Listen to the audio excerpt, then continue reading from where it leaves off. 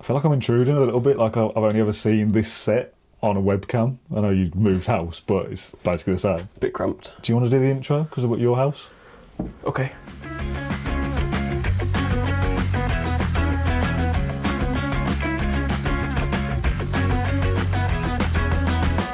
Hello and welcome back to the Claret and Blue podcast in my house. I'm with Dan Rolinson, Hello. who has intruded. I phoned the police and they...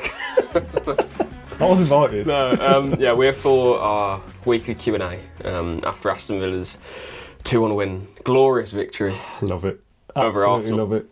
We've not spoken too much about Arsenal between us. We've had a couple of messages back and forth over yesterday when we were planning what we were going to do for today. And what a win. I'm still not quite over it yet. How many times have you watched that goal back? Oh, you know what? Not like out of searching for it, it just keeps coming on my timeline and I keep watching it from there. So, yeah, loads of nice edits as well. It's in the Titanic music. Yeah, is that still a thing in 2025? It is now, It is yeah. now, Yeah, it's a tremendous win, but yeah, one that I've been telling people, I just feel like it's one of those games where like you're not going to forget this. Yeah. Like that goal, we're not going to forget it. Like it's not. Don't know why I always think of Bakuna against Man City, but it's one of. I think it's because back then we were so poor that then was like a massive moment being City. Yeah. Was it 3-2? It's standard now. Or the Vyman goal, but to me, like back then, that was kind of where I always think of like, oh yeah, do you remember that goal? But this, I mean, you got Bayern goal, you've got PSG. Well, don't spoil the questions. There's something along the lines of that later on. But then this Buendia goal is, it's among those now for me. So I think like in 20 years we'll be looking back and thinking, I think so, do you remember that Buendia goal? The goal that diverted the course of the title race. Yeah, Potentially. for a week. Yeah, no, we'll see.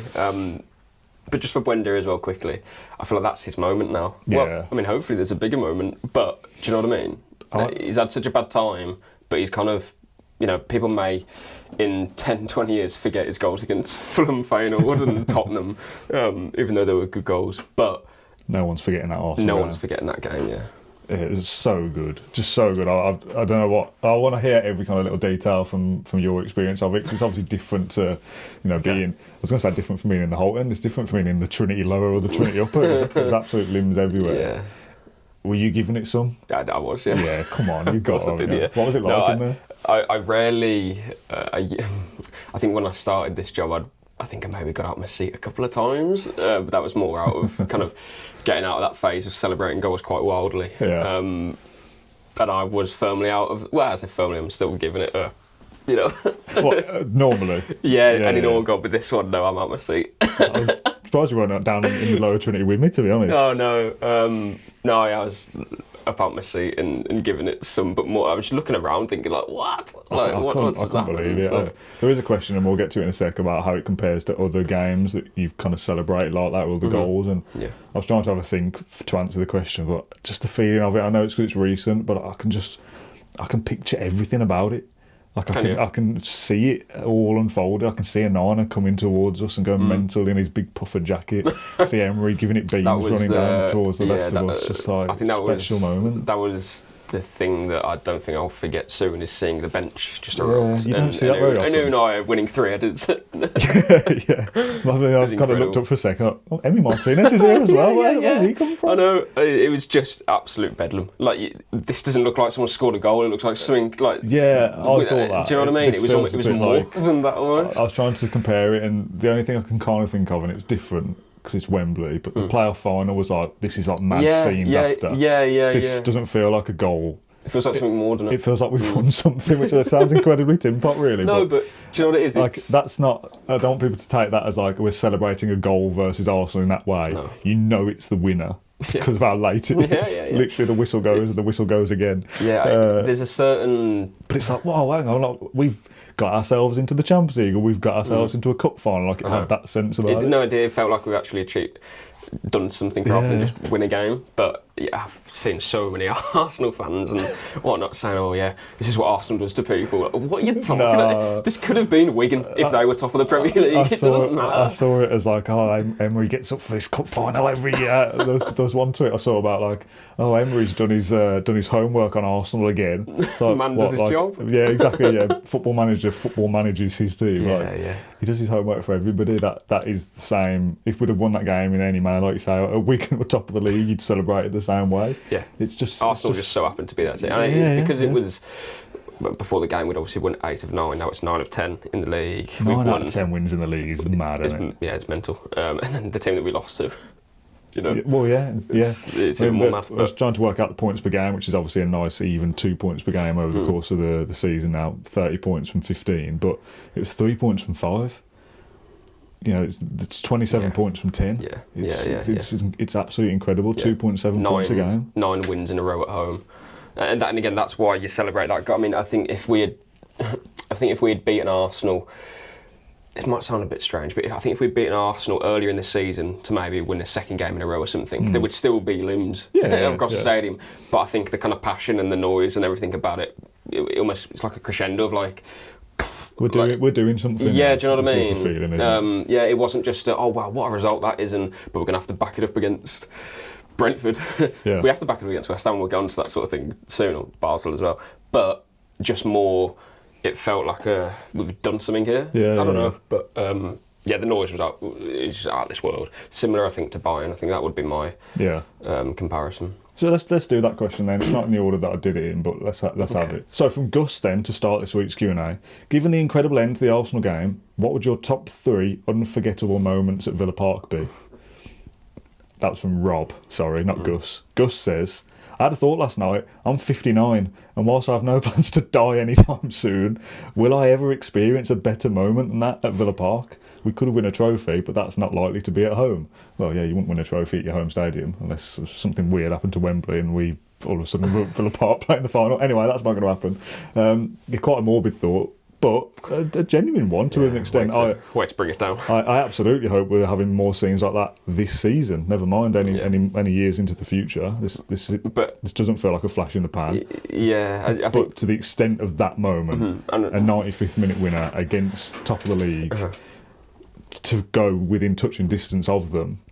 I think that's to win your 9th in 10th, your 9th in a row, all those different things. For that to happen it is rare. Yeah, I think that's again that kind of Gus sort of sums up why we're talking about this being almost like a bigger moment than what it was. Just winning a game. We've won so many games at home, but winning it late. But also, I think to cut the gap to the top, and we know that there was so much going into that game. We did the fan zone, didn't we? And I remember saying that. Obviously, we'd rather it be a night match, but just 12:30. I'm happy with 12:30. Just get them to Villa Park. Like we'll deal with that. But yeah, I think the reason why people probably think like that is because of the context of the game. We will beat teams again in the 94th, 95th minute, whatever it is. You say that though, but even that, like I've said this to you before on the podcast that like we'll be doing a game, we'll doing a post match, and we might touch on another result, and it would be.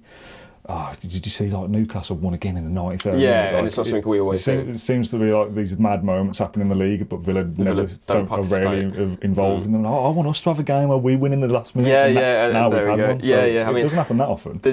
There will definitely. I mean, I don't know, like Zarinsky. That was good, to be fair. But the only two I can think of is Zarinsky and Wigan.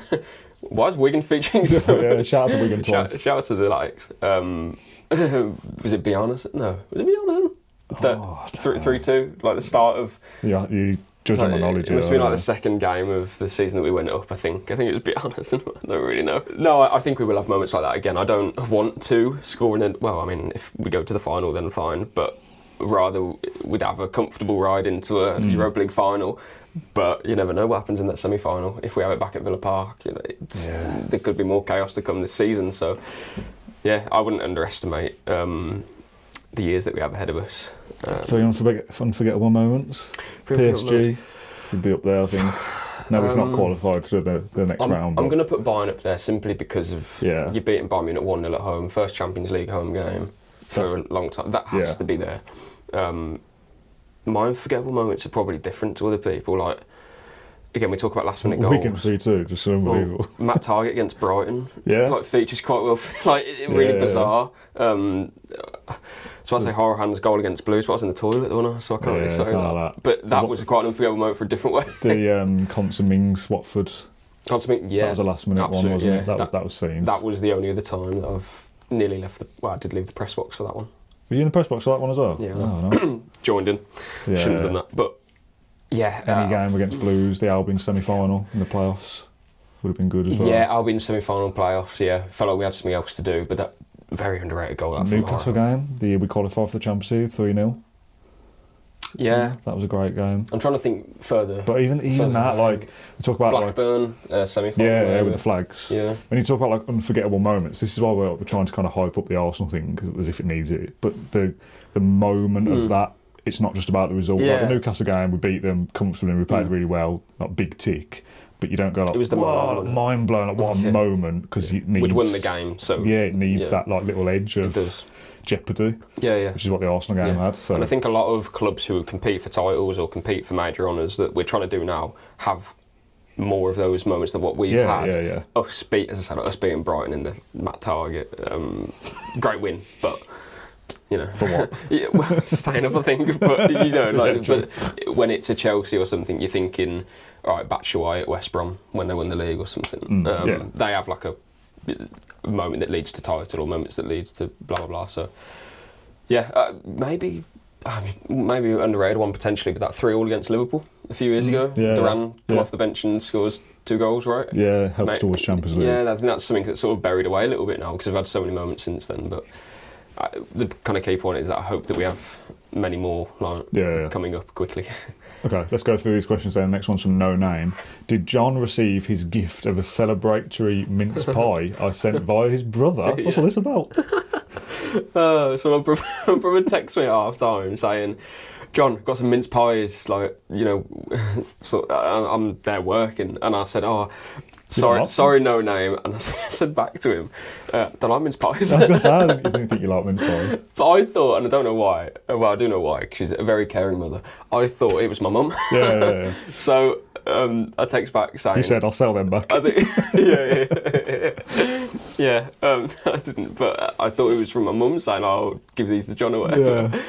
And then turns out he tells me later, it was like, no, they weren't from mum. It was from someone who said, you know, he charged me. So I felt quite bad that I didn't take them and just eat them. Yeah, sorry, No Name. I didn't eat the mince pies because I don't like them, but thank you very much for your thoughtfulness. Any good at kicking them? Yeah, apparently I am, yeah.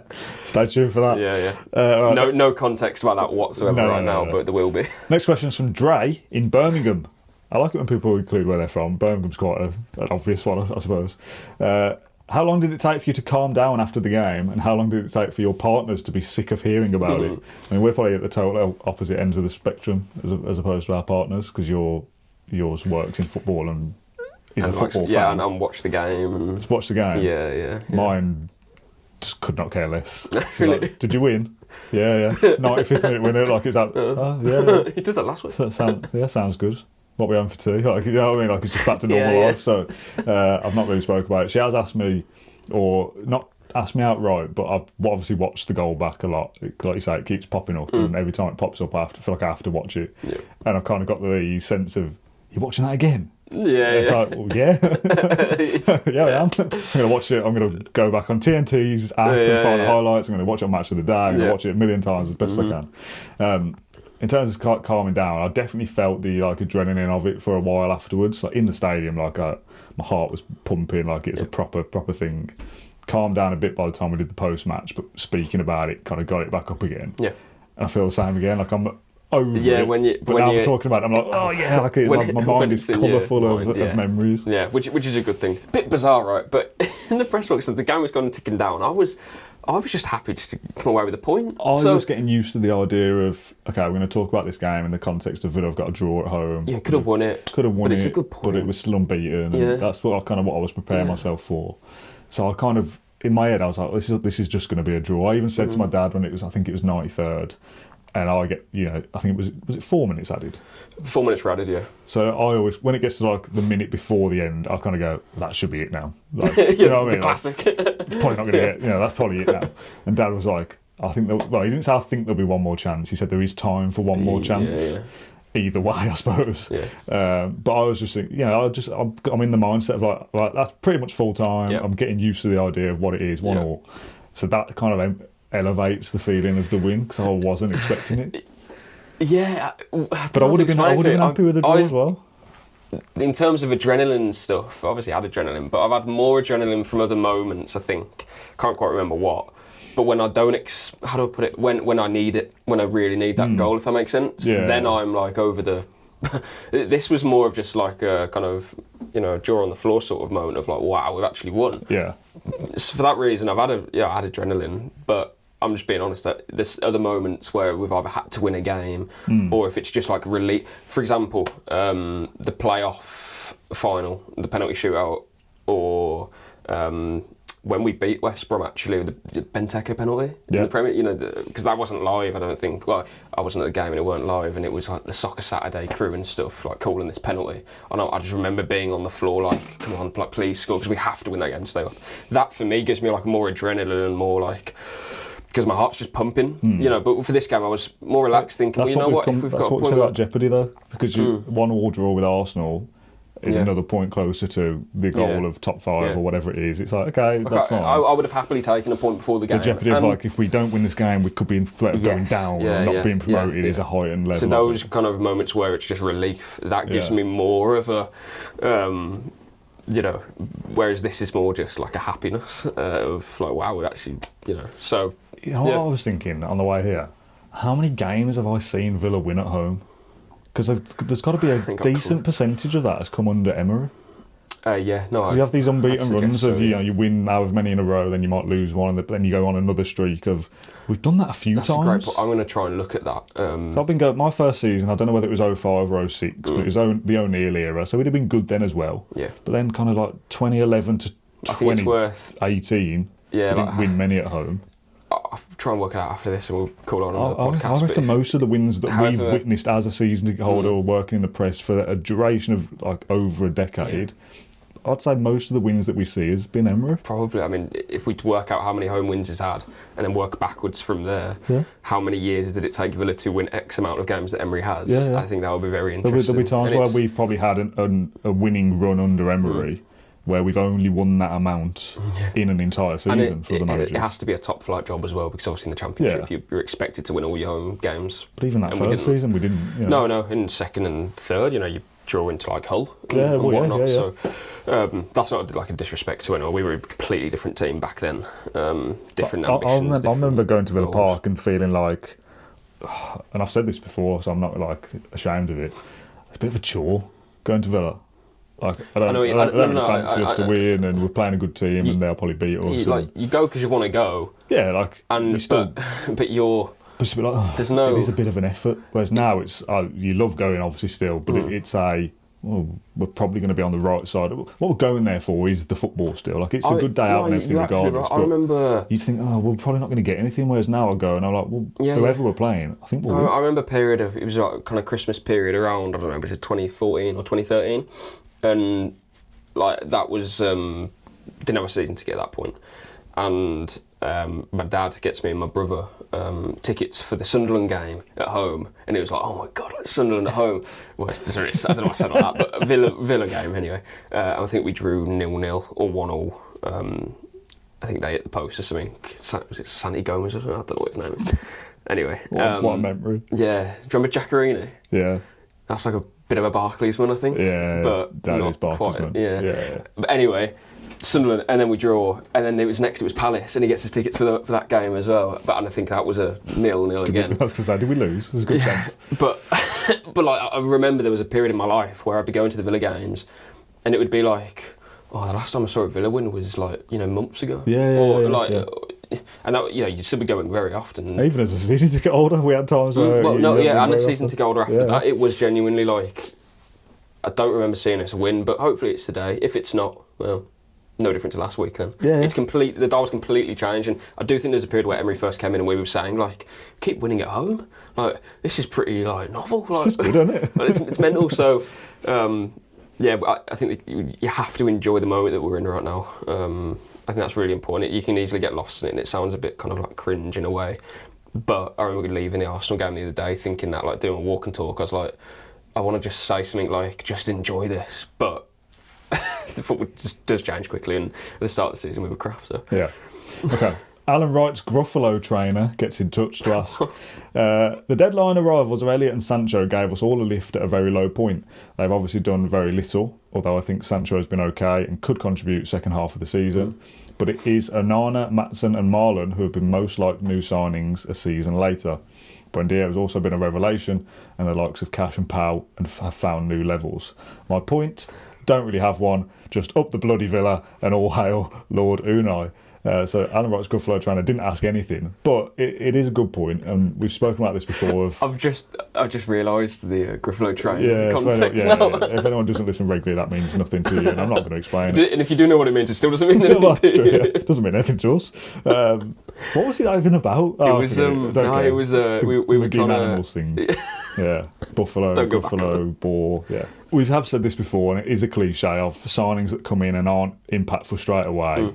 Well, don't write them off just yet, because we've seen it before with the Tielemans. We've seen it now with Maatsen, Marlon and Onana are more impactful now than they were last season. Yeah. I'm about to do what I just said, don't write them off and write someone off. I'm not sure whether we will see that from someone like Gesson, to be honest. And I'm not even sure about Sancho in the second half of this season. But I'm absolutely happy to be proven wrong, and it is factual at this point now that Emery makes players better. So if he sees something in Gesson, maybe in 12 months' time we are talking about him in a much different way, and I hope that is the case. Yeah. But Marlon, Maatsen, fine. And Nana is the one that I think we're now seeing signs of. And we were asked a few weeks ago about, you talk about his profile and what exactly do you mean, and you're kind of asked to explain that. Yeah. But I think the flip side of it is that you do just have to judge people differently. That I think we're still stuck in our ways a little bit of, like, he was a £50 million signing, that's a lot of money. I don't really think it is. £50 million for a team who's trying to get in the Champions League is standard for any player who might improve your squad. So I actually don't look at that price tag at all, to be honest. I think some people might, because for Villa, £50 million is, it's the record. The record. Yeah, right? It is still a lot of money, of course it is. I'm not kind of downplaying that as like, £50 million, but that's chump change. If Villa want to improve their team, you're going to have to do a bit of that, aren't you? The Arsenal have got Declan Rice is 100 million, Caicedo 100 and whatever, Enzo Fernandez 100 and whatever, like that. That's the standard for a club that operates in that area. And by the way, I don't mind paying £50 million for a midfielder if you're the 2 or 3 in Tielemans and Kamara, which is outrageous, by the way. Yeah, I mean, what is that midfield worth? Can I just say, the question is not the point here, but Youri Tielemans. What? He's so good. I was Martin Odegaard got man of the match, by the way. When there's better players. I was walking back home on this long road, and I thought I've got a long way to go here. Was this during the 27-minute walk and talk? No, it was after 27 minutes? Christ almighty. Yeah, I know. Even I looked and thought, what am I doing here? But you were talking about, you said, Kieran's man of the match, and I was like, okay, which Villa player is that? Because Villa have... Yeah, I know it's always done before the end, but we've stopped Arsenal winning the game if it was a draw. Anyway, and we were better. And then you called out, right, to Matt and said who it was. You said it was Odegaard, right? No, Matt told me. Matt told you? I didn't know either. I just said, right. I said the fact that you brought this up tells me it's probably not a Villa player. You're right. Yeah, so Matt brings it, and I'm thinking, like, who the hell is this? And like, what Arsenal player would have been man? And I thought maybe it would be Rice because he's just a good player, but he didn't play that well. And then Odegaard, what? I know. Where on earth has he pulled that from? I actually genuinely, like, what have you been watching? When I was watching the goal back again for the 500th time since the weekend. Firstly, from a Villa perspective, Buendia does well to keep it alive in the first instance when it goes back to Kamara, and then Kamara does well. Odegaard does really well for us, not trying to tackle the ball. I saw an Arsenal fan say, like, he's very good at looking busy. He's just kind of Johnny on the spot doing nothing. I don't know what he's doing for the goal. He gets nowhere near even putting the foot in. It's mad. And again, he's obviously done his man match before it. But no. Change it. Just Tielemans for me was just outrageously good. It's just expected, though, isn't it? Yeah, but I think when you see it against Rice and Martin Odegaard, and these are the top midfielders, Zubimendi, I just thought Tielemans, wow, like everything he touched was just perfect. It was like he was playing on a, you play your FIFA game and that, and you're playing like against the best computer or something, or whatever it is, and the ball just kind of. I don't know how to explain it, but it just doesn't leave them all. They know exactly what they're doing because it's AI or whatever. Yeah. It was like Tielemans was like AI. Like he knew exactly what to do before anyone else. I was mesmerised by him, genuinely. Very, very good. And I think he's quickly turning into my favourite player, actually. Not because of the interview, he's a nice guy, but just the way that he sees and reads the game. You mean Nashville? You mean Nashville. Just everything about it. He doesn't need speed. He doesn't need to be athletic. But by the way, I think that's actually an underrated side of his game. I do, to be yeah, honest. yeah. There was points where he trapped back in the game and put in a slide tackle against, again, like these physical, athletic midfielders that Arsenal have.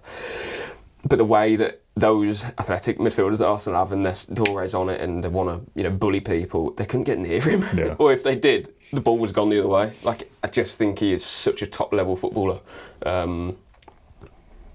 Anyway, Anada. No, so the question about Elliot. So Elliot, we're not going to talk about Elliot because there's no point right now.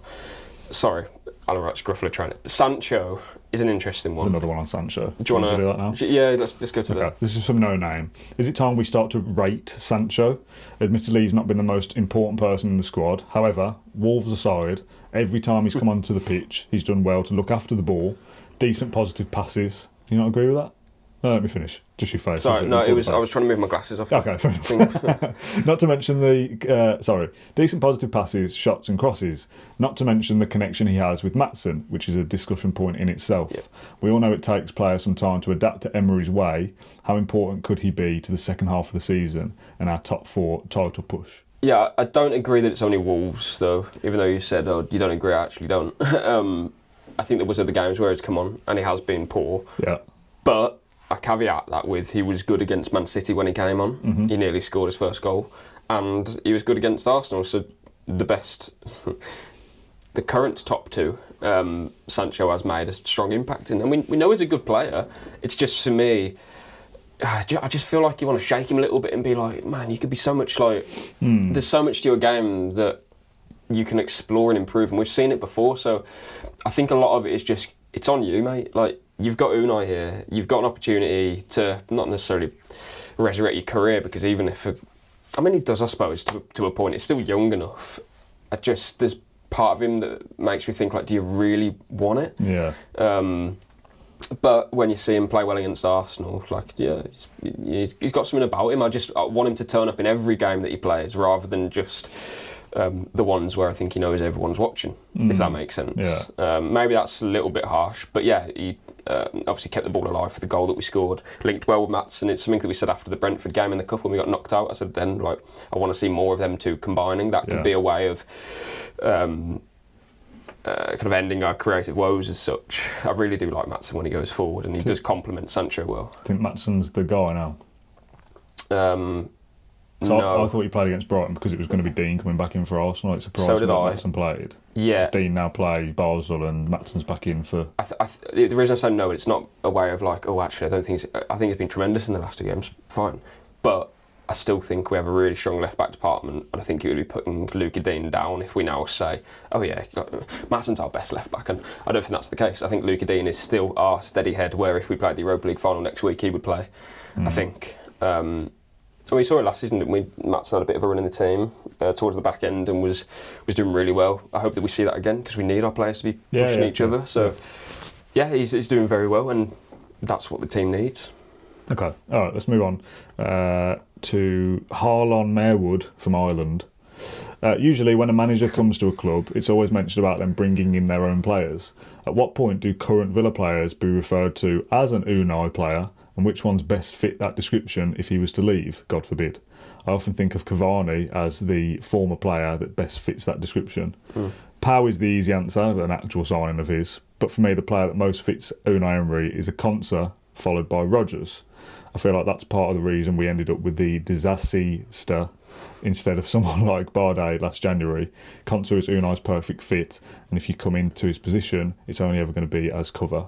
Thanks, lads. Yeah. Do you get the question? And that's why Bardet didn't come, because he doesn't want to be playing back up, and he's playing for Leverkusen now, and he's a decent player, of course. But I think, just going back to the bringing in their own players thing, I think it's still remarkable that Unai has been able to do what he's done with this group of players. I think there's so many elements to what, how do I put it? There's an argument that the players that we have signed haven't been the important ones. I just feel like there's so much, like, us Villa fans understand it and we know it like the back of our hands, but there's so many things that I think outsiders would be surprised at in terms of this squad is very, very similar to when Unai came in. Yeah. The starting 11 would be pretty similar.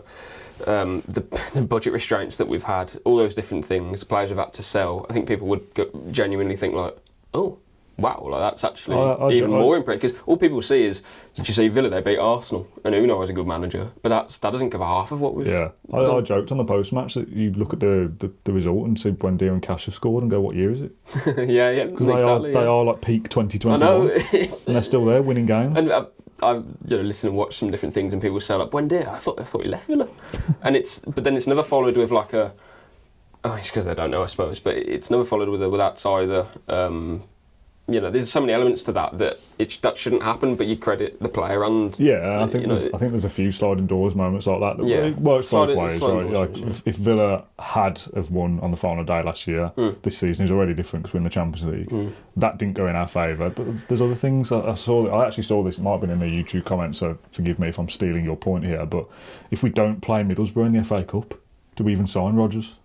No, probably not. But if I think Buendia does leave in the summer, we don't get yesterday. Yeah. Or whenever it was Saturday. But it's all very true. Like things can look different, but I still think we would be sitting in third.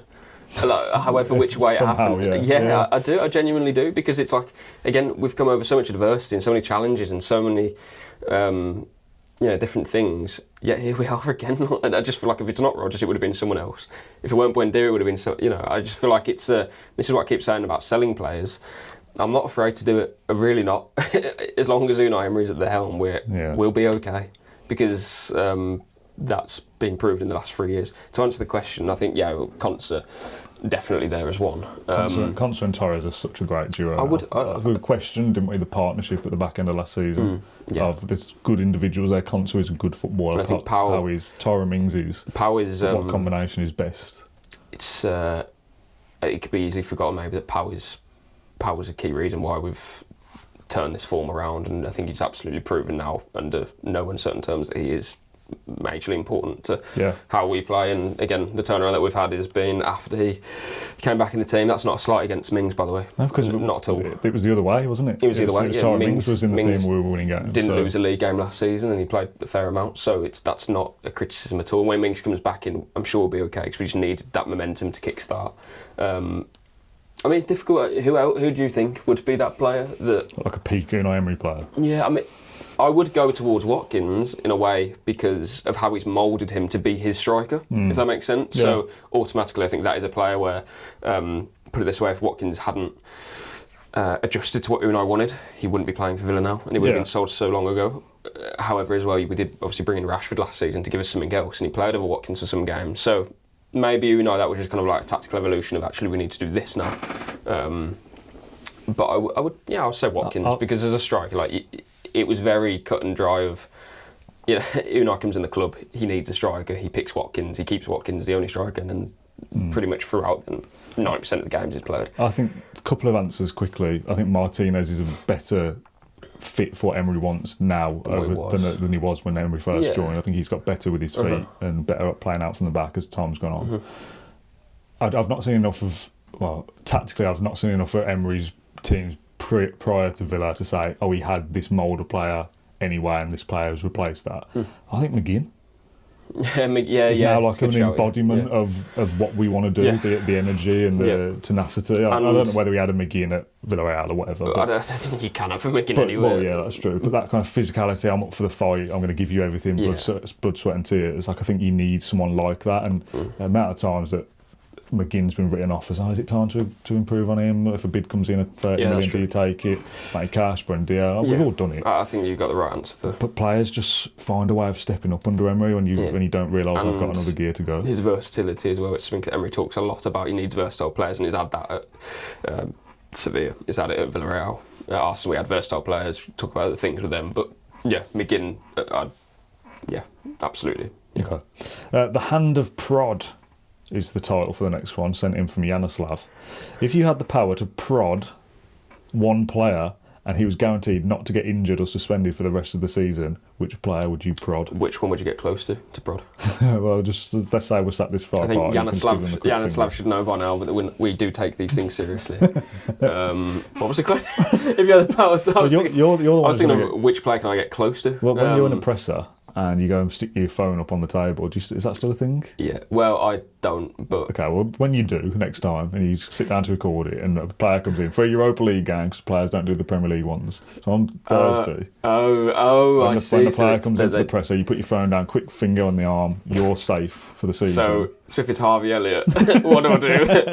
If he's doing a presser, we're in real trouble, I think. What's he going to say? Yeah. Guaranteed not to get injured or suspended. Who's most important, basically? I think I would say Konsa. Because there's not a good enough replacement for him. Yeah. The first player that always comes to my head when we talk about these things is always Kamara. But I do think we can deal without him better than what we could deal without Konsa. Yeah, I think... I was going to say Kamara or Tielemans, but if it was one or the other was out, the other would play, and an Arn would be in there somewhere. And McGinn, whenever he feels that double pivot, we just seem to be fine anyway. So I think you'd cover midfield. We're having problems with Watkins anyway, so I don't know if I'd waste it on him. I'd waste this ability on him. Martinez, I think if you had to cover with Bees up for a bit, you'd be okay to an extent. So it probably is Konsa or even Torres. Claret Cal says, what does Unai need to do to go down as Villa's best manager in history or have a statue built? Well, you know what? We'll go on to Claret Cal's answer in a second, but I've seen a lot of stuff from outside fans saying like, oh, Villa have to give Unai a statue now. No. We won the European Cup. No, you don't give out statues for not We've won the European Cup, we've won how many trophies in history? Founding members of the football, like, guys, we're not. There are European Cup winners who aren't honoured with a statue. Yeah, so. like they're just saying that as like, oh my God, Villa doing really well, but like, come off it. No, if Unai Emery has a statue tomorrow, I'm protesting against that. I am, and that isn't anything against what Unai's done. I think everyone is aware of that. It's not a disrespectful thing, but it is it is a disrespectful thing. It's too early for that. It'd be massively disrespectful for what we've done. Down the year, and I think Unai would even say himself, like, no, I'm having a trophy. No, a trophy, a statue. So, we want a trophy, a statue, yeah. If Unai Emery is brought to a statue unveiling of himself tomorrow, I think he'd be embarrassed. I think he would say no. Like, obviously a good thing, and we're not. This isn't us. This isn't you saying that he's not worthy of. I would also say I'd be doing a podcast straight away saying no. Yeah, it'd be mad. Look at our 151-year history. Like, it'd be mad to give him a statue now. I think even if he won the Europa League at the end of the season, I don't think you'd give it. No, I don't give him a statue. I think you have to do something greater. And that it's not. If we have a statue of other managers and players who have won things, then yeah, he deserves to be on there because he's he's simply. That sounds terrible for saying these things. You don't rate Unai Emery. Is that the title for this episode? I think people understand where we're going from with this. You've got to do something properly special for a statue. Properly special. And that is because we don't have, 5 or 6 statues of former players or managers or influential figures. We have one statue of a lion and William McGregor. Well, McGregor, and McGregor, that's like a bigger thing than just Villa. Yeah. That's English football, and I'm glad we have that. And we need to, be more. I don't know. We need to celebrate that more, in my opinion, just in different ways. But no, I don't know. For Unai to have a statue, what do you think? I think it comes with longevity as well. It has to be longevity. I mean, what he's done has been absolutely remarkable. If we win an FA Cup, does he get a trophy? For me, no. No, I don't think so. I think multiple trophies in a long period of time. Multiple trophies, being the most successful Aston Villa manager, and even then, I think you get some people saying, well, the difference is, of course, Ron Saunders didn't win the European Cup. Yeah. Literally, he didn't win the final. You don't give it to Tony Barton, do you? No. Like, with respect. Which is why I think there's probably never been anything done about the 82 win, because it is possibly why it's a bit murky. Yeah. But Dennis Mortimer holding it, or Gary Shaw, or whatever. But then to put Unai having a statue. If after 4 years we win 2 FA Cups, that's way too soon. No. Sorry, if in 4 or 5 years he leaves, but we've won 2 FA Cups or something, could you give him a trophy then? For me, I would still say no. I'd consider it because then. we've won FA Cups in the past. No, and I just think 151 years of history. We can't kind of get overly emotional in this. What if it's in 5 years' time? So it would be about 8 years of Unai Emery. Yeah. But we've had major success in the past as well. And where's the trophy for that? Oh, God, where's the statue for that? I think we are a club that celebrate history so much that I don't want to almost devalue it by living in the current only and the present only. Do you know what I mean? Yeah, I think what Villa would have to do is get I keep wanting to say trophy as well. Get a statue built to commemorate 82. Now that should be being actioned anyway. in front of the new North Stand or whatever it is. Yeah. So then when you are potentially in a position to give Emery a statue in 5 years' time because he's won X, Y, Z, you don't have this argument of, we never commemorated 82 with a statue. Like, get that done now to give you the wiggle room to then be able to bring an Emery statue out in the future. But what would constitute giving him a statue anyway? I think 10 years of time served. Yeah. He's gone to prison. 10 years of Aston Villa manager and at least 3 trophies in that time. Which, considering we're 3 of that 10 years down and we haven't won any yet. I still don't think that's a statue. It depends what those trophies are. Well, yeah. If we win the Premier League and the FA Cup in a decade. That's more like it. Winning a Premier League or a Champions League, was it? What did Leicester do to commemorate their league win? Have they got anything for that? I mean, they should have. But that's more... That I absolutely would understand, because that's like their greatest moment in their history. True, yes. Arsenal, did they have one for Wenger? I think they must do. But Wenger, he wasn't just a good coach. He revolutionised. And that's deserved as well. And in English football, there's so much to. I was like, thank you, Arsene Wenger for, but the game changed. But as a result, City, for example, should give a statue to Pep. I think they will when he goes. Yeah. Because again, he's changed that. Like, Unai has changed the club of Aston Villa. Yeah, we'll not be having the success that we've had. Absolutely not. But I just think in 151 years. Let's recognise what happened before and where we are first. Now. Yeah, but even then I'm like, well, does it sit right with me that it's like, well, we need to give Unai a statue. All right, do those ones as well then. Well, why don't we do it before? Like, well, yeah, that's what I mean. It should be being done. I kind of think if we're not going to do it, don't do it for anyone. Yeah. And we don't have to have this thing of like statue or no statue. Let's just celebrate that we have one of the best managers in the world right now, and we're having great success. Hopefully it continues. But I don't want to devalue what happened in the past. And yeah, I get that. Because the 1982 squad and everyone who's connected with that, I think they would look, at Unai, and it's an incredible job. Villa have been here before, though. Yeah. We've won. We've won. Ron Saunders won the league. I know you said he won the league. We've won so many trophies. We, so. What do you think? We're back to where we were. Is what I'm trying to say, and that's that. I'm not trying to make it out as like a. We've done it before, sort of thing. It's much hard. No, how do I get this right? We have a lot of competition right now. Yeah. We are massively overperforming in terms of our budgets, our revenues compared to other clubs, the amount of money we can spend on players, and all of those different things. And Unai's doing a sensational job that no other manager in world football, I don't think, could do for Villa. I agree. Genuinely. But the statue thing is just something that I'm a bit like, let's see what happens. Just as a wider football point, squeaky chair. Sorry. What's the hierarchy, do you think, of accolades for managers? So, like,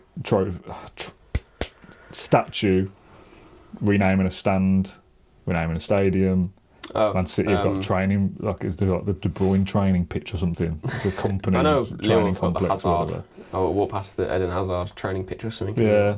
So, like, would the Unai Emery stand, is that more prestigious than a statue? Like Alex Ferguson obviously has the Alex Ferguson stand, but it's an Alex Ferguson statue. What I would also add to this, sorry for going on, I don't know if anyone did anyone ask us the question? Oh yeah, Claret Cow. Yeah, we're not talking about this for no reason. Sorry, because we've gone on a tangent. I also think, and this isn't actually something that's up to Unai, but I almost think that sometimes what happens after Unai makes his impact even more. Yeah. Do you know what I mean?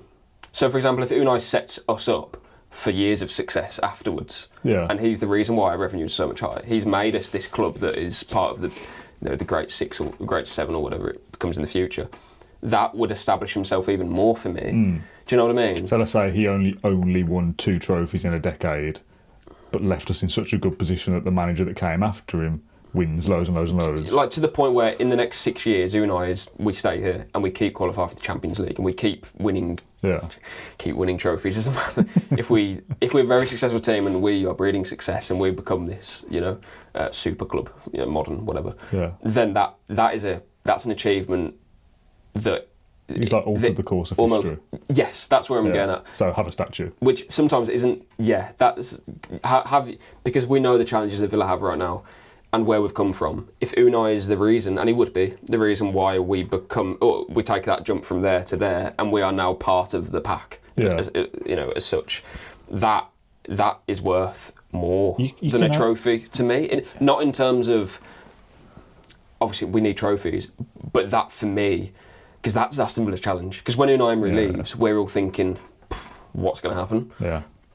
But if we make that bridge from here to Super Club, because of Unai, that for me is worth a few trophies. If that makes sense. Because he's changed, again, the course of Aston Villa's history. Because we know that in modern day, you'll be left behind if you're not raising your revenues, or if you're not, if you're being left behind in terms of fan bases or whatever, you need that. So if he can be the bridge for us to doing that, then that is worth an awful lot. And I think that would be even more like pronounced, because people would look back in 20 years and say, Villa in the Championship, Villa couldn't buy a win at home for so many years, they won one league game and blah blah blah. What's the reason why they're now, or where they are, where they used to be now, if that makes sense?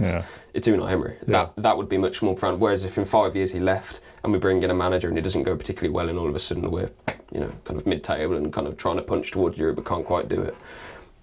We've had amazing time under Emery, but we haven't managed to bridge that gap, which isn't really his fault, to be honest. No. But if he was to do that, I just think that would be a remarkable achievement. You can only hand out statues retrospectively anyway, right? You can't do it while they're still the current manager. Well, you can. Are you saying that you don't? Well, I don't think you should, because it can all change very quickly. Like that's kind of where I'm going with that point there of like. You need to know how it ended to see whether it. You need to know how it ends, and also maybe what. Legacy is the word I'm getting to. Exactly, legacy is the word I'm getting to. What legacy is left behind by Unai Emery, and I think that would inform. Yeah, it's a poor example because he was only there a year anyway. But Arne Slot winning the league with Liverpool, give him a. I want to say trophy every single time. Give him a statue. That would look very silly now, wouldn't it? 6 months later. Yeah. I'm trying to think of a club that's done what we've done, and I'm really struggling to think of one. For example, Tottenham, they've done it in a very different way. I was going to say Tottenham and Chelsea, but it's money, isn't it? Yeah. Newcastle as well, they're trying to do what we're doing, so that it doesn't work. There isn't another club. Past in history, there will be people and figures that have done that, and I think this sounds terrible, but maybe it was easier to do then because everyone's on a pretty level playing field. Yeah. Now we are working against clubs who have, infinite wealth really, and we have huge money to call on in terms of Suarez and Wes Edens and everyone that's backing them. So, kind of a laboured point, but. Legacy, I think, for me is really important in terms of that statue conversation. Okay, quick one from No Name. Who do you want in the cup draw? It's tonight, isn't it? FA Cup. I want a home game. Yeah. Home game for travel reasons. Home game, and because we'll probably win if we're at home. It's the FA Cup, mate. I don't know. Very, very short segment, really, because if you listen to this on Tuesday, you know who we got anyway. Okay, so do you want Blues? No. Don't want Blues, no. I've seen a few people suggest that. Oh, you're scared? No. Blues at home, I think we'd beat them, but I say it every time about Blues. If you beat them, it'll be like, oh, what do you expect? No. You're Super 2, you got loads of money. When if you lose, it's an absolute disaster, here. There's nothing for us to do anymore. We've had players are sold on the pitch and winning, and there's nothing to do. But I just don't want to be involved with them. I'd have no, I don't want anybody difficult away, obviously. Who did we have? Was it West Ham at home? West Ham at home was the first one last year. We had Tottenham early doors as well. Yeah. Cardiff. Yeah. Preston. I'm not going to go over that Preston, again. That was part. What? Celebrating the draw. Got criticised for celebrating the draw because we got somebody that we actually thought we might beat. That wasn't a highlight for me, but that was. I love those moments when you're building up your whole. I'm putting this in as well. We're such geeks. I remember I was flying to Bruges, or getting a Eurostar to Bruges, and the whole time I was like, if we get Preston, go Wembley, like, will it happen? And you said like, the first one's Preston, and I'm like. I was like on a theme park ride or something, like, come on, Dan, hit me with the number 3, whatever we were. I don't know. I don't really. Obviously, there's a lot of teams in here at this point. I wouldn't mind an away game if it was against a team. Where am I going with this? Like a championship side that we used to play or something. I don't know how to explain. I know what I mean. Bit of nostalgia. Tell you what, you're still there, but look what's happened to us since. Yeah.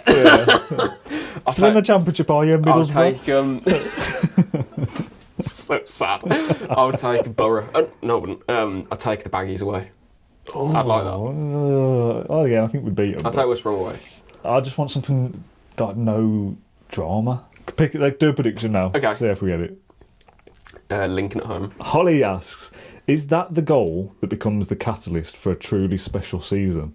Something shifted on Saturday. Yeah, Saturday.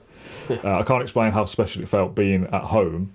The scenes at Villa Park, the celebration from Emery. I can't help but feel that something truly special is happening. It does have that vibe, doesn't it? And this is coming very quickly to smack us around the face. Well, we should know by now. But it does feel like we're onto something a little bit. And I said for the post-Brighton game, and I'm going to keep bringing it up because I'm happy to, I think we will finish top 4. Like, I'm not confident to go, we're definitely going to do it. But I think it feels too similar to 23-24. The signs are there for me. I feel like I've been brainwashed by Unai a little bit, to the point where I am... We're not a contender.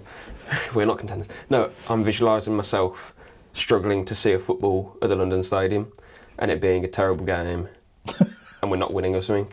And I'm just thinking, like, man, I'm so negative sometimes, but like, I just think every game is just still going to be really hard.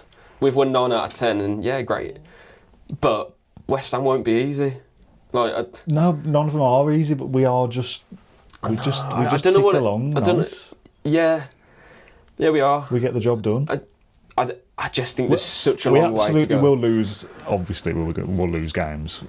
Yes, obviously going to lose to West Ham. We'll obviously lose. But when that game comes, like, I'm looking at... I think we'll rebound after it, maybe. Yeah, 100%. But I'm looking at the next 2, thinking, I think we'll win the both of them. So that's a streak of God knows Man United at home, by the way. Yeah, great. I meant Europe. I think the winning run will come to end at Manchester United. I think that might be a draw. Foolish. I think that might beat us, because they just do. But then, what we've done before, you lose 1 and then you win 3. And you draw 1 and you win another 4. Like, you just go on these little runs. Yeah, no, it's true. And we've seen... You're not going to win 10 in a row. No. And when it comes to an end. But we are very much caught up with, like, as Holly says there, and please do get carried away. I said it in my walk and talk of, like, please celebrate this and get carried away and be happy. Like, we have to live in this moment. Yeah. But I'm just someone I'm just pessimistic in life. This season is a long season, and we have the January window coming up. We have to reshape the squad, I think, a little bit for me. And yeah. There's such a long way to go. When those knockout games come around in Europe, we've got to win that trophy. We've got to finish top 4 and 5 as well, just the backup to not get in the Champions League if we don't win the Europa League. Like, there's such a long way to go that I am just happy just to enjoy what we saw the other day and ease myself into Basel, and after that ease myself into West Ham. And it sounds crap, but like literally take it game by game, because I'm only telling the truth. If I said, I think in 2 months we'll win these games, and then I'm being like disingenuous. Yeah. We're a very good team, and I think, I struggle to name teams that will definitely finish above us this season. I think Arsenal will. I do. I think City will. I think City, mainly because, again, we've got another big competition in our season and a smaller squad than City. Just as a little add-on to that, in the first half of... Well, actually, throughout the whole thing, actually, is there anything in the fact that we can, for now at least, make changes in the Europa League and still get away with it? Whereas Arsenal and City are dealing with Champions League football. Yeah, they can't really can't rest players in the same sense as we can. And when the Europa League gets deeper, I expect us to go full strength in that as well. And that will take its toll. But I think there's something in that. But then... They've got a big Champions League game this midweek. Yeah. We've got Basel. Yeah, that great one down. That'll be good for their team talk. That'll be pinned up in the dressing room.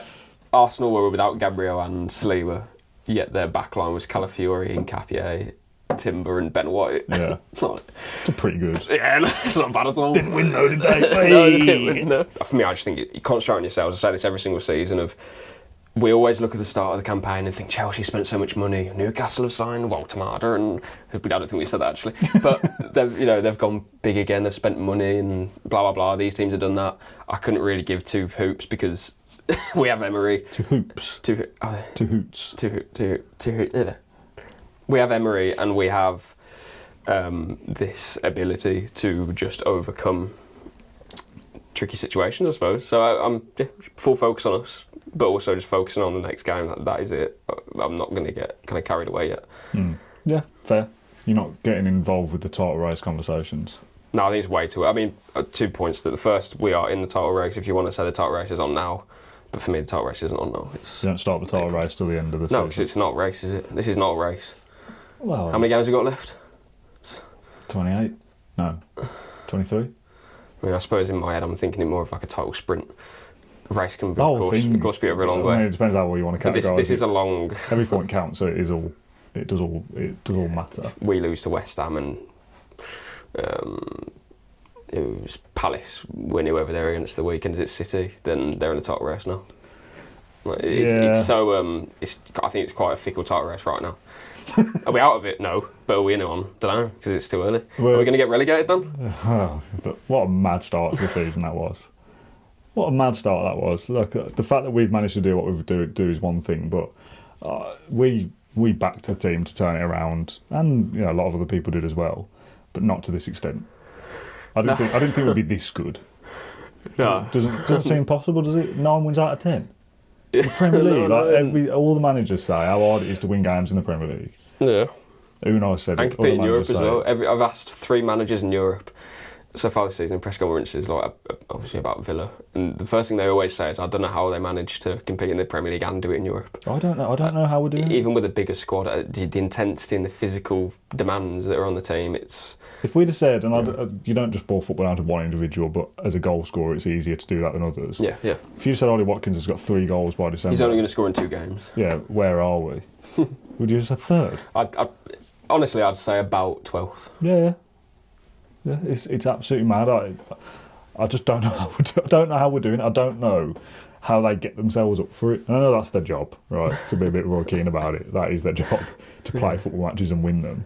But to be so relentless and keep going and keep finding something within you to go again. Yeah. Go to the well all the time. It's what we said before about is it unsustainable to score outside the box and all that? Is it unsustainable to run around a pitch for 90 minutes every 2 days? Is it sustainable to start scoring inside the box? Is it sustainable to score in the 95th minute against top of the league? Do you know what? That unsustainable thing, I don't know what people think about whatever we said about it, but it was more, it's unsustainable if Villa don't start scoring in the box. For me, unequivocally, it's unsustainable to keep scoring up from outside the box. Yeah. That was always the point. Yeah. But I think some people maybe got mixed up with therefore Villa won't score any goals. Yeah. But it was never like a case of, we're going to just drop off a cliff or whatever it is eventually. If you're going to score 70 goals in a season, you're not going to score 60 from outside the box. Yeah, so I think a lot of people say people say that we were unsustainable, which is absolute rubbish. But no, as proven in the last 2 games, we haven't scored outside the box. I think that is true. It was just that we have to now create more chances. Yeah. The chance creation stats didn't lie. We need to create poor. Better quality chances, and that's happened, which is good. But what was sustainable, and what we said at the time, was if you keep winning, you do find something to go, we know we're a good team, we can win again, and you do keep going. It's funny, like the way that Brighton obviously play, we know it suits us because we've won so many games against them, and at the out, I think it's like 5 out of 6 or 4 out of 5. And then Arsenal as well, we're going to hit them on transition at some points because they're not going to have a low block and camp around the penalty box or whatever. So those 2 games, I think, have helped us to move away from that outside of the box stuff. And then you've obviously got West Ham, that'll be a different game. But the London Stadium feels like a big pitch. There's always lots of space. I think one of the reasons why they struggle so much is they don't have legs to cover it. We do. The pitches are the same size. No, but I don't know how to quite explain this. But I know what you mean. Psychology, it feels like psychology, a big pitch because the stadium is so big and empty. Big and spacious. Empty, spacious. Yeah, but the pitch itself is the same size. Or similar enough. Yes, of course. But then, and the way the West Ham play as well, they were so kind of not spread out, but they weren't compact. They were, it always just felt to me when we've gone there that Morgan Rogers can just run into this space. And when Grealish scored that goal a few years ago, it took him about 5 minutes to get from A to B and then score. Like, it just feels like such a expansive, whereas like Stamford Bridge isn't that. So anyway, I think we'll score from outside the box at the weekend. Hope so. Final question from Yanoslav again. Was Yanoslav to have 2? I think he did, didn't he? Yeah. Yanoslav, John's best 11, no hiding. Make John, spelled incorrectly, Yanoslav, there is a H in it. I know that's eating you up looking at that. Make John state Villa's best 11 without saying it depends on who we're playing. Last game of the season, we're away to Man City. So just depends who we're playing. And we need 3 points to win the league. No injuries, no new signings, nobody's been sold. What is your team? Okay. Martinez, Cash, to play against Arsenal. Genuinely. It is. I think that is our best 11. So Martinez, Cash, Konsa, Powell, Maatsen. Oh no, no, it's not. Dean, I would play Dean. Yeah. You would play Dean, yeah. You did say earlier if we got Europa League final tomorrow, you play Dean. But Nana, Kamara, Tielemans. McGinn, Rogers, Watkins, yeah. Yeah, I don't necessarily like Tielemans. I say that it's not in the 10, is it? It's not quite the same. No, but I know what you mean. It's Kamara and Onana are the 2, and Tielemans isn't playing off the striker. More of a free role, depending on the opponent. Yeah. It is a 3. But who are missing out there? In as well. It's Buendia and Marlon Matson, Bogard. Elliott's up in the stands somewhere. Yeah. Gesson, Bizot, Garcia, Bogard. Garcia, is he still with us? Lindelof. Yeah. I was just having the squad there. Missed someone out. But yeah, that would be my team. And I don't think there's that much debate about it, to be honest. No, I think that is our best. I think earlier in the season it's harder to name because there's so much of the team that was not clicking for whatever reason, and things probably needed to be changed around a little bit. But no, here we are now. What I would say is that in January we're going to make any additions to that first 11. Oh, we have to. We have to. Additions, yeah, but how do I put this? In that the 11 that I've just named, I think where do we improve on a budget there? I think if you can find a Rashford Loney level player, I think they'd probably come in and start ahead of Watkins. Who is that? I don't know who that is specifically because it's not my job to, but... No, but I don't think it's a hard... I don't think it's a hard task, maybe not for now, but just literally going through the Premier League clubs, who could we pinch? Xerxes. But this is what we thought about Rashford, right? Is he better than Watkins? No, I don't think so. But this is what I'm saying. We're talking about, a Rashford level player. I don't think there's one there. No, possibly not. But I think that's the level that we probably need to push on. Would United give us that? Can we even take a second loan? That would be the areas, though. Like Villa need a striker or a forward, a winger, something that's a bit creative. Obviously, pending no injuries over the rest of the month that we need to cover in January. Midfield is fine. Defence is pretty much fine. I just think if you're going to if you bring in a loan from Spain or Germany, what level is that player going to be? Firstly, and then secondly, they need to get adapted to the Premier League, which is always a risk. Yeah. If it's a Premier League player that knows the Premier League, i.e. Rashford, I mean, essentially was different, right? Because that's just a top player. I don't know off the top of my head if there are any of those players knocking about. And Asensio's knocking about. I mean, I suppose it's if you're ranking whoever comes in, will they be more impactful than Harvey Elliott? It's going to be pretty difficult for them not to be. So even if they're not elite level, if they're not Premier League ready, it sounds mental. They're at least playing. But are they going to be a better player than Elliott?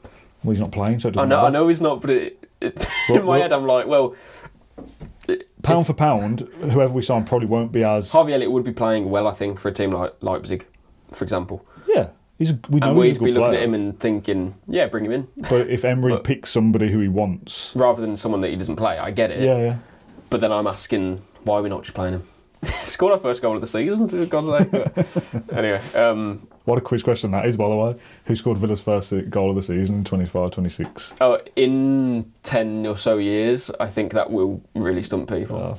10 minutes it might stump people. No, but I think for us it's like it's Harvey Elliott because it's such a... Yeah, but people aren't going to remember that. People won't even remember that he played for us. No. Yeah. But yeah, we need to have a look at that, actually, loans. Yeah, we'll do some more transfer stuff towards the end of December, I think, as January starts. Like, at the start of the season, I was thinking, could you get Oscar Bob on loan? But I think he's played for City quite a lot, so that won't happen. You're off to Switzerland Tuesday night. I'm not. You're not? No. What? That's where we're playing? Yeah. So where are you going? Well... Do you think the game's at Villa Park, John? I'm staying in France. Oh, wow. Okay. Yeah. Why? And I'm going to walk to Switzerland. You're not? Yeah. Oh. Hold on a minute. Firstly, how long's that walk? About 2 minutes. Okay, right. Fair enough. You're staying on the border. This guy don't know his geography. I don't. I'm staying on the very border, yeah. I'm just staying on the border. Yeah. Technically in France. Well, it threw me off because I typed in like the code of my airport or whatever. Which is Basel, so I don't know why I got confused. But then he was like, oh, France. And I was like, what have I done here? I booked the wrong thing. But then, yeah, it's literally on the border. So. Okay. So another trick question then. The airport I'm going to, sorry, it's in France, but it serves, is it Freiburg as well, I think? Because, of course, it's... Germany? Mm-hmm. Okay. So it's very, it's frustrating at the same time because I don't know what to do with my data roaming. Oh, you know. no idea. Do I buy a pass for Switzerland or France? Or? My mind just does mine automatically, so I don't have to think about it. Yeah. In the comments, if you know how to work out John's mobile data, do get in touch. Anyway, but sorry. Okay, so you're going to France technically to watch Villa in Switzerland, which is only a 2-minute walk across the border anyway. Do you have to do a passport or anything? Don't know. I looked on Google Maps and there's like a. Is there like a barrier? There is a border control there, yeah. So I don't know what's. Oh, that's interesting. I don't know if I'm gonna. I presume I'm gonna make it. That could be a nightmare. Good luck. Good luck with that. I don't know. So if I'm. Yeah, I don't know what I'm going to do in my walking tour. I'm welcome to France. Now I'm in Switzerland, and now I have to give my passport. Please do that. I don't know what to do. So, what are you here for, sir? No cameras, please. For holiday or for work? Yeah. The only reason I bought that little piece for, obviously we won't do a show prior to the game. We'll do a post-match show on Thursday night. Don't know who that'll be yet. We'll have a video might be with me if I have to come home. Well, yeah, we will have a video go out Wednesday, but it's nothing to do with the Basel game. So very quickly, score prediction and the like. Pretty confident, right? No. No, you're not. I don't know how to feel about it. I think genuinely, I'm not being like negative. I don't know. I just think we'll rock up and win. I thought about go ahead Eagles. We didn't. True. Do you know what I mean? I think because that's happened, that can't happen again. Well, I'd like to think so, but I think we'll win. But my confidence of these games now is just going because I just do think we are in a. My question to Emery in the pre-match will be finally, the top two thing. Are we? Is that a message that you're sending? Because I do think we are a bit. Didn't you say we want to finish top after the last game? I dreamt that. But I don't know if he meant that as like we want to finish top because we want to finish top because top's the best. Yeah. I'm saying is he aware of the home thing? I think he would be. But Maccabi, I think that was a poor game. We just about to get over the line. Yeah. Who did we play? Young Boys. That was probably harder than what it should have been. We lose to Go Ahead Eagles. I don't get me wrong, we're getting the results mainly, but I don't know if we're like. I don't know. I just feel like we really just first. We're not in first gear in some of these games. I think we've been quite poor, to be honest. I do think we'll win. However, I think with any European away game, I wouldn't be shocked if we didn't win. That's kind of what I'm saying. So therefore, I'm not like ultra confident. I'm confident in our ability. If I had to put money on it, I think we'll win, but I don't know. I know these games can slip you up a little bit. And the atmosphere is like going to them as well. Like it's a big. Basel's a big club in Switzerland, and here's an interesting one for you to end. So I am keen of. I know we need to wrap up in a sec. You can only win one. Basel or West Ham. Ooh. Because we talk about top two. Oh, damn. So if you want to beat top two, you probably got to beat Basel.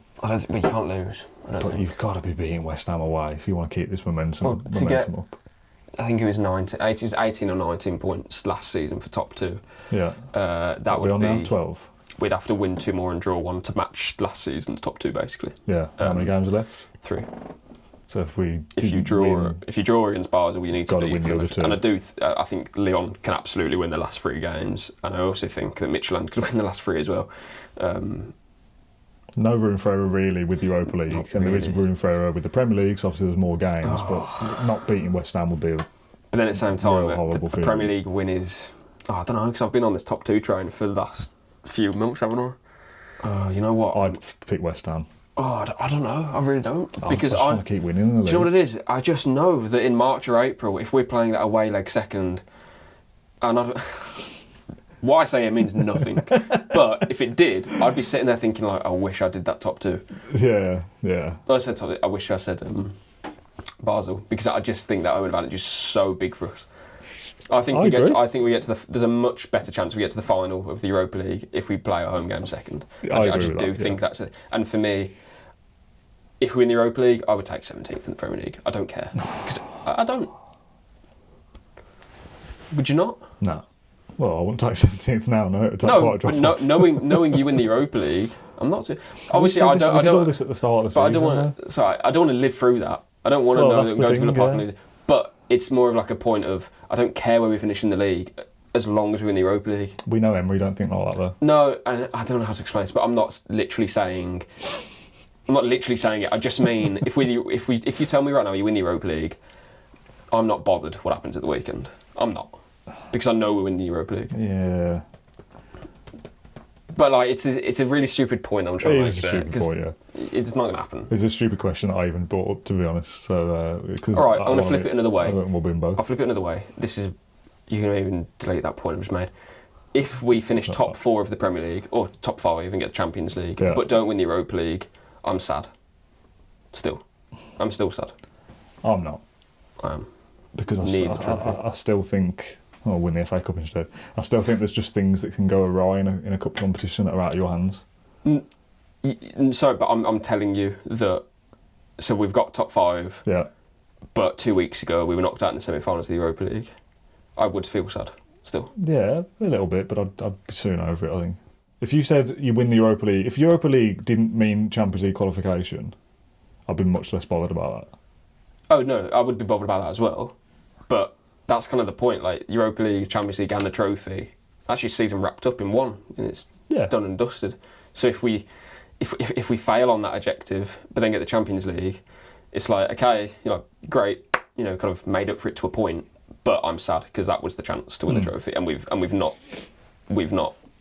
done that. We were the favourites and we failed on it again, and we're talking about big game mentality, blah blah blah. Fair. So that's what I'm saying. That's the only way I would be sad this season, even if we get the Champions League, if we don't win the Europa League. So top 4 in FA Cup. That's the best way of doing it, I think. That would make up for the Europa League, absolutely. But there's something about winning a European trophy. Yeah. That there's something about it still for me. I'd still pick FA Cup. We're going to go around the houses. The only reason why we're going to go around FA Cup or Europa League, I probably would say FA Cup. Easy. Does anyone care Tottenham won the Europa League? In Europe they do. And I know, do we care? But yeah. I don't know, man. I feel like I've broadened my horizons a little bit. And I know that... I'm not saying it's not important, but that's a great question. FA Cup, we haven't won it for...